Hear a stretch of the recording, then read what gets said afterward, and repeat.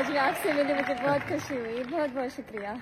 ভারতের বিধানসভা নির্বাচনে বিজেপির টিকিট নিয়ে সবচেয়ে চমক দিলেন 25 বছর বয়সী উদীয়মান সঙ্গীত শিল্পী মৈথিলী ঠাকুর।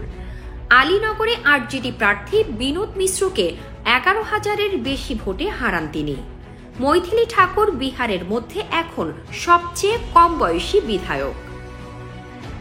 বার্তা সংস্থা ANI-কে দেওয়া সাক্ষাৎকারে মৈথিলী ঠাকুর বলেন, এটা স্বপ্নের মতো।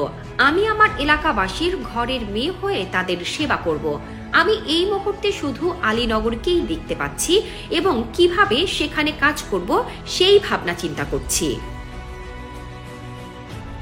নির্বাচনের কয়েক সপ্তাহ আগে বিজেপিতে যোগ দেন মৈথিলী।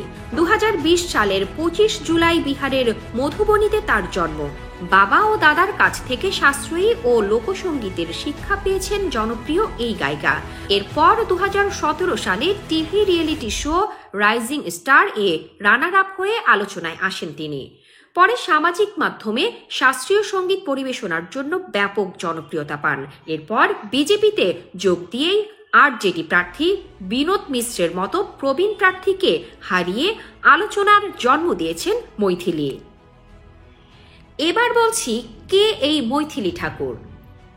25 জুলাই 2000 সালে বিহারের মধুবনীতে জন্ম মৈথিলীর। সঙ্গীত সমৃদ্ধ পরিবারে বড় হয়ে ওঠা। বাবা ও দাদার কাছে শাস্ত্রীয় ও লোকসঙ্গীত শিখেছেন।